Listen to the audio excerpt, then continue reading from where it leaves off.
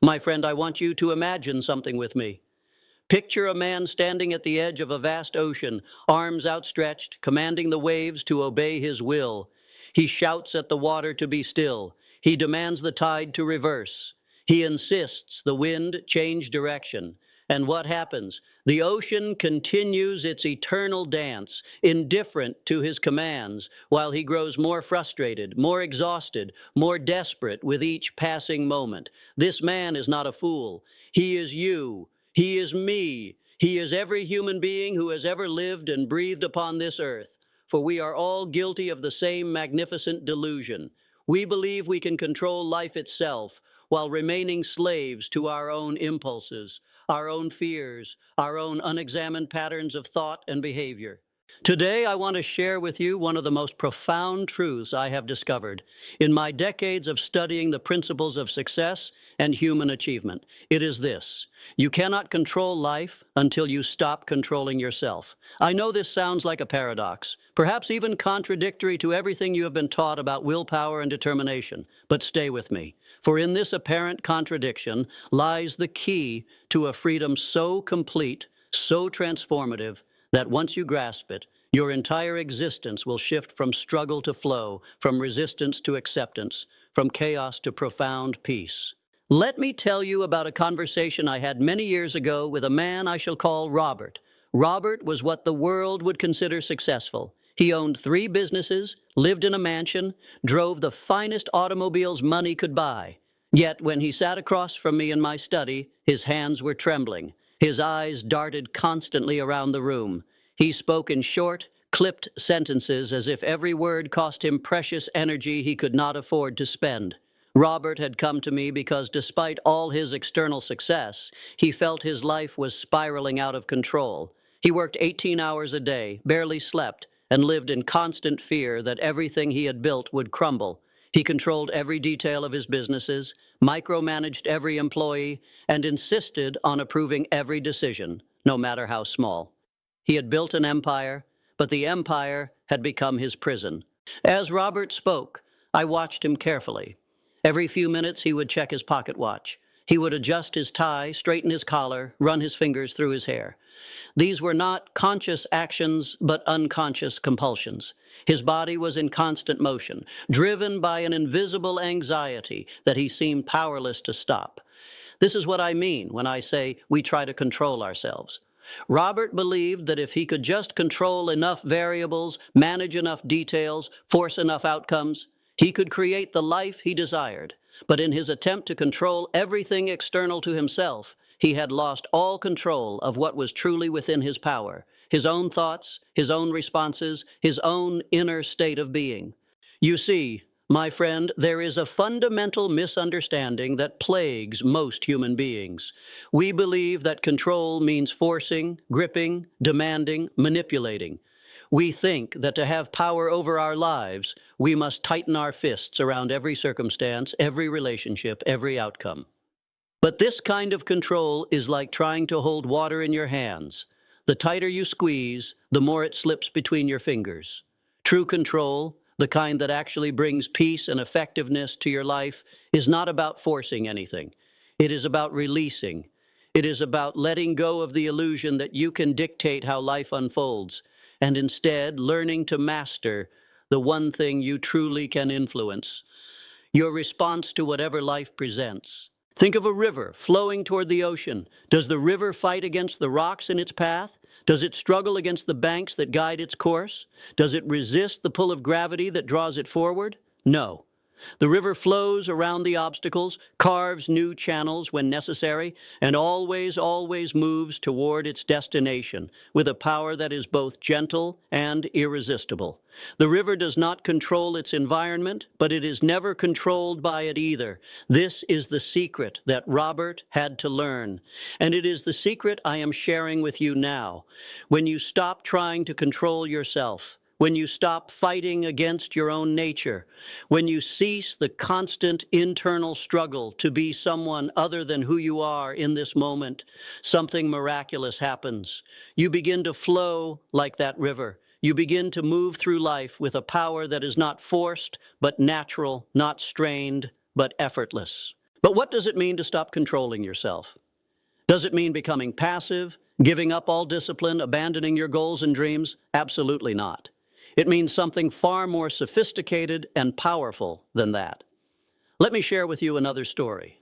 Years ago, I knew a woman named Catherine who was a talented pianist. She had studied for decades, practiced countless hours, and could play the most complex compositions with technical perfection. Yet her performances lacked something essential. They were mechanical, cold, uninspiring. Despite her obvious skill, audiences left her concerts feeling unmoved. Catherine came to me in desperation. She knew she had the ability, but she could not understand why her music failed to touch people's hearts. As we talked, I discovered that Catherine approached every performance with an iron grip of control. She planned every note, every expression, every movement of her hands with military precision. She allowed no room for spontaneity, no space for the music to breathe and live through her. I suggested an experiment. At her next performance, I asked her to do something that terrified her. Trust the music, trust her years of preparation, and let go of her need to control every detail. Instead of forcing the music to conform to her rigid plan, I suggested she allow herself to be a channel through which the music could flow. The transformation was extraordinary. When Catherine released her death grip on the performance, when she stopped trying to control every aspect of her expression, the music came alive. It became something greater than the sum of its technical parts. The audience was moved to tears, and Catherine experienced a joy in playing that she had never felt before. This is the paradox of true mastery in any field. The more you try to force excellence, the more it eludes you. But when you prepare thoroughly and then release your attachment to controlling the outcome, excellence emerges naturally, almost effortlessly. The same principle applies to every area of your life. In your relationships, when you stop trying to control how others think, feel, or behave, you create space for genuine connection and understanding to flourish. In your business or career, when you stop trying to force specific outcomes and instead focus on providing value and responding creatively to challenges, opportunities begin to appear that you never could have planned or anticipated. But perhaps most importantly, in your relationship with yourself, when you stop trying to control your thoughts, your emotions, your spontaneous responses to life, you discover a deeper wisdom, a natural intelligence that has been there all along, waiting for you to trust it. Now I can almost hear your mind protesting. You might be thinking, but Napoleon, if I do not control my thoughts and emotions, will I not become chaotic, undisciplined, ineffective? This fear is understandable, but it is based on a misunderstanding of what true self-discipline actually is. Most people confuse self-discipline with self-suppression. They believe that to be disciplined, they must constantly fight against their natural impulses, force themselves into rigid patterns of behavior, and maintain a kind of internal warfare between what they want to do and what they think they should do. This approach inevitably leads to what psychologists call internal resistance, and where there is resistance, there is inefficiency, exhaustion, and eventual breakdown. True self-discipline is not about suppression or force. It is about alignment. When you stop trying to control yourself and instead learn to observe yourself with compassion and understanding, you begin to see the patterns that govern your behavior. You begin to understand the deeper motivations behind your actions. And from this understanding comes a natural desire to choose responses that serve your highest good, not because you are forcing yourself to, but because you genuinely want to. Let me illustrate this with yet another story. I once knew a man named Thomas who struggled with anger. He had a quick temper and would explode at the smallest provocation, damaging relationships and creating chaos in his life. Thomas tried everything to control his anger. He would count to 10, take deep breaths, repeat calming mantras, even leave the room when he felt his temper rising. Sometimes these techniques worked temporarily, but inevitably, the anger would build up and explode with even greater force. When Thomas came to me, I suggested a different approach. Instead of trying to control his anger, I asked him to study it.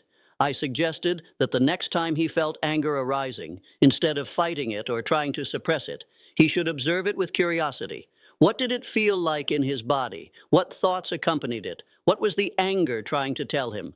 At first, Thomas thought this was crazy. He was afraid that if he did not control his anger, it would control him. But gradually, he began to experiment with this new approach. He discovered that his anger was not just random emotion, but a signal that his boundaries had been crossed or his values had been violated. He learned that underneath his anger was often hurt or fear that he had been unwilling to acknowledge.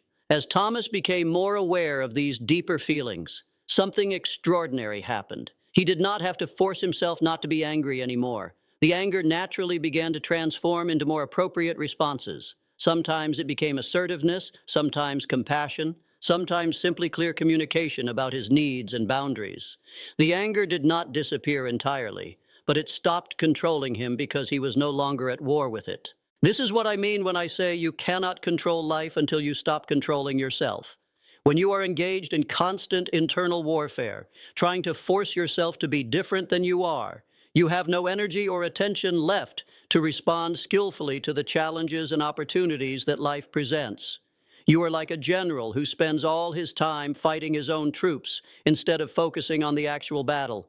But when you make peace with yourself, when you stop the internal struggle and learn to work with your natural tendencies rather than against them, you free up enormous reserves of energy and intelligence. You become like a skilled martial artist who uses the opponent's force against them, redirecting energy rather than meeting it head-on with brute force. The implications of this understanding extend far beyond personal peace of mind. When you stop trying to control yourself, you also begin to see how futile it is to try to control others. You realize that the only person whose behavior you can truly influence is yourself. And even then, not through force, but through understanding and alignment. This realization is profoundly liberating. So much of human suffering comes from our attempts to change other people, to make them think, feel, or behave in ways that we believe would make us happy. We argue with our spouses, trying to change their opinions. We manipulate our children, trying to force them to live up to our expectations. We pressure our friends and colleagues, trying to get them to see things our way. All of this effort is not only futile, but counterproductive. The energy we spend trying to control others is energy that could be used far more effectively in developing our own character, skills, and understanding. Moreover, our attempts to control others usually trigger their resistance, making them less likely to respond to us in the ways we desire. When you truly understand this principle, your entire approach to relationships changes. Instead of trying to change others, you focus on being the kind of person who naturally inspires positive responses.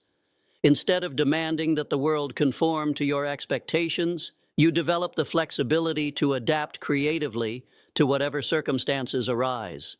This does not mean becoming passive or giving up your values and standards. It means expressing those values through your own behavior rather than trying to impose them on others. It means leading by example rather than by coercion. It means trusting that when you embody the qualities you wish to see in the world, those around you will often be inspired to develop those same qualities in themselves. I want to share with you one more story that illustrates this principle beautifully. Many years ago, I knew a teacher named Margaret who worked in a rough inner-city school. The children in her classroom were unruly, disrespectful, and seemingly impossible to reach. Previous teachers had tried strict discipline, punishment, rewards, and every technique they could think of, but nothing worked. The children remained defiant and disengaged. When Margaret took over the class, she tried something different. Instead of trying to control the children's behavior, she focused entirely on controlling her own responses. When a child was disruptive, instead of becoming angry or punitive, Margaret responded with calm curiosity. She would ask questions like, "I wonder what you might need right now," or "What would help you feel more comfortable in our classroom?" At first, the children tested her relentlessly, expecting her to crack under pressure as previous teachers had done. But Margaret never did. She remained consistently patient, compassionate, and genuinely interested in understanding what was driving their behavior. She did not permit chaos, but she addressed disruptions with firmness tempered by kindness. Gradually, something magical began to happen. The children started to respond to Margaret's consistent example of self-control and emotional maturity. They began to model her behavior, not because she demanded it, but because they were naturally drawn to the peace and safety she created through her own inner discipline. By the end of the school year, Margaret's classroom had become a model for the entire district. But the real miracle was not that the children had changed their behavior, though they had. The real miracle was that Margaret had discovered a way of being that was so aligned with her deepest values that maintaining it required no effort or strain. She had stopped trying to control the children and instead focused on embodying the qualities she wanted to see in them. In doing so, she had found a way to influence them far more powerfully than any external control could have achieved. This is the ultimate secret of influence and leadership. When you stop trying to control others and instead focus on mastering your own responses to life, you become a living example of the principles you believe in. People are naturally drawn to those who embody authentic self-mastery, and they often begin to develop similar qualities without any external pressure or manipulation. But the benefits of this understanding go even deeper. When you release the exhausting burden of trying to control yourself and others, you begin to tap into a source of wisdom and guidance that has always been available to you, but was previously obscured by the noise of your internal struggle. Think of a pond on a windy day. The surface is choppy and turbulent, and you cannot see to the bottom. But when the wind dies down and the water becomes still, suddenly you can see all the way to the depths with perfect clarity. Your mind is like that pond. When it is agitated by constant attempts to control and manipulate, you cannot access the deeper wisdom that lies within you. But when you allow it to become still through acceptance and non-resistance, profound insights begin to emerge. This is not mystical nonsense, but a practical reality that you can verify in your own experience. How many times have you struggled with a problem for hours or days, trying to force a solution through sheer mental effort, only to have the answer come to you effortlessly when you finally relaxed and let go? How often have you discovered that your best decisions were made not through agonizing analysis, but through a kind of quiet knowing that emerged when you stopped trying so hard to figure everything out? This natural intelligence, this inner guidance, is always available to you. But you can only access it when you stop the constant chatter of the controlling mind and learn to listen to the deeper wisdom that emerges from stillness and acceptance. As we near the end of our time together today, I want to leave you with a practical understanding of how to begin applying this principle in your daily life. Start small. Choose one area where you have been trying to control outcomes and experiment with letting go. Perhaps it is a relationship where you have been trying to change someone. Perhaps it is a project where you have been micromanaging every detail. Perhaps it is your own emotional responses that you have been trying to force into more acceptable patterns. Whatever you choose, begin to practice what I call conscious non-interference. This does not mean abandoning responsibility or giving up your goals. It means distinguishing between what is truly within your control and what is not, and focusing your energy exclusively on what you can actually influence. You can control your thoughts, but you cannot control which thoughts arise. You can control your responses to emotions, but you cannot control which emotions you feel. You can control your actions, but you cannot control the results of those actions. You can control your words, but you cannot control how others interpret them.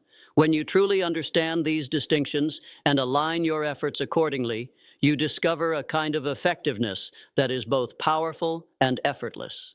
You become like water, which always finds a way to reach its destination not through force, but through persistence, flexibility, and perfect alignment with natural principles.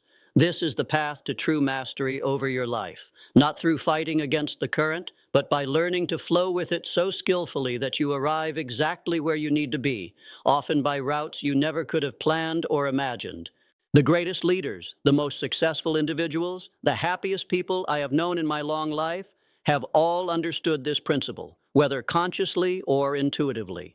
They have learned to stop controlling themselves and others and instead focus on becoming so aligned with natural principles that their success appears effortless to outside observers. But you and I know the truth. It is not effortless in the sense of requiring no preparation or development. It is effortless in the sense that once you stop fighting against yourself and life itself, once you learn to work with the grain rather than against it, Everything becomes easier, more natural, more joyful. My friend, as you go forth from this moment, I invite you to carry this understanding with you like a precious gem. Remember that the river that flows most powerfully is not the one that fights against its banks, but the one that works with them to carve the most beautiful valleys. Remember that the tree that survives the strongest winds is not the one that resists with rigid strength, but the one that bends gracefully while remaining rooted in deeper principles. You have within you right now everything you need to live a life of extraordinary effectiveness and profound peace. You do not need to become someone different. You do not need to force yourself into an unnatural mold. You need only to stop the war against your own nature and learn to align yourself with the deeper currents of wisdom, love, and purposefulness that flow eternally through your being. When you do this, when you truly release the illusion of control and embrace the reality of response, you will discover that life begins to support you in ways you never imagined possible. Doors will open that you did not know existed. Opportunities will appear that you could never have created through force. Relationships will flourish in the space of mutual respect and understanding that your non-controlling presence creates. This is not a promise, but a natural law, as reliable as gravity and as inevitable as sunrise. Trust it. Test it in your own experience, and prepare to be amazed at what becomes possible when you finally stop controlling yourself and begin instead to live in harmony with the magnificent intelligence that animates all of life. The ocean does not need your permission to be vast. The mountains do not require your approval to be tall, and you do not need to force yourself to be great. Greatness is your natural state when you stop interfering with its expression and simply allow it to flow through you as naturally as breath flows through your lungs.